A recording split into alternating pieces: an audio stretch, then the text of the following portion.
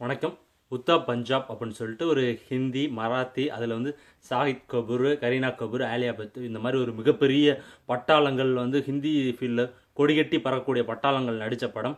Sensor சர்டிஃபிகேட்லேருந்து படம் release ஆகிறதுக்கு முன்னாடியே நெட்டில் வந்து ஃபுல் லென்த் மூவி வந்து ரிலீஸ் ஆயிடுச்சுன்னு சொல்லிட்டு எந்த நியூஸ் பேப்பரும் நியூஸ் சேனல் எல்லாத்தையும் வந்து இந்த மேட்ரு மட்டும்தான். காரணம் என்னென்னு பார்த்தீங்கன்னா, இந்த பெரிய ஆட்கள் எல்லாம் இவங்கெல்லாம் ஹிந்தி ஃபீல்டில் வந்து பெரிய ஆட்கள் நடித்ததுனால இந்த ஒரு நியூஸ் வந்து ஒரு பெரிய ஒரு நியூஸாக போய்கிட்டு இருக்கு. லீக் ஆனது வந்து கண்டிக்கத்தக்கது, அது ஒத்துக்கலாம்.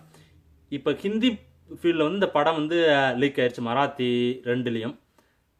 அதுக்கு தமிழ்நாட்டில் இருக்க ப்ரொடியூசர் கவுன்சில்ஸு எல்லாம் வந்து இன்றைக்கி வந்து கூட்டத்தை சேர்த்து அதுக்கு வந்து பயங்கரமாக தமிழ்நாடு, தெலுங்கு படம், மலையாள படம், கன்னட படம், இந்த 4 ப்ரொடியூசர் கவுன்சில்ஸ்லாம் ஒன்று சேர்த்து இது மாதிரி ஃபியூச்சரில் நடக்கூடாது, இது வந்து ஒரு எதிர்காலத்தை வந்து பெரிய கேள்விக்குறியாக்கும் அப்படின்னு சொல்லிட்டு சொல்கிறதுக்காண்டி ஒரு கூட்டத்தை போட போகிறாங்கன்னா, ஒன்று மட்டும்தான்.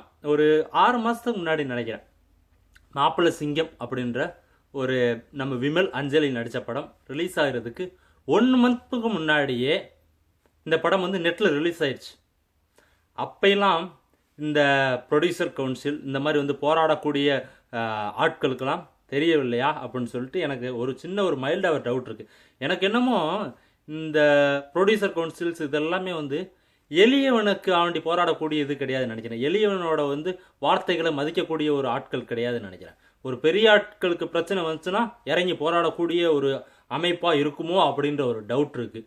ஏன்னா அந்த மாப்பிள்ளை சிங்கத்தையும் இந்த தெலுங்கு, அதுவும் வந்து ஹிந்திலையும் மராத்திலையும் வந்து ஓடக்கூடிய இந்த உத்பாஸ் பஞ்சாப் படத்தைக்கும் போராடக்கூடிய இந்த ப்ரொடியூசர் கவுன்சில், இந்த நம்ம தெருவில் சுற்றிக்கிட்டு இருக்க விமல் மாதிரி ஒரு சாதாரண ஒரு நடிகன், கொஞ்சம் சம்பளத்தில் வாங்கிக்கிட்டு இருக்க ஒரு நடிகன், அப்புறம் அஞ்சலி, இவங்களுக்கெல்லாம் வந்து போராடலை அப்படின்னு ஒரு சின்ன டவுட் இருந்துச்சு. அதை கிளியர் பண்ணுவாங்கன்னு நினைக்கிறேன். நன்றி.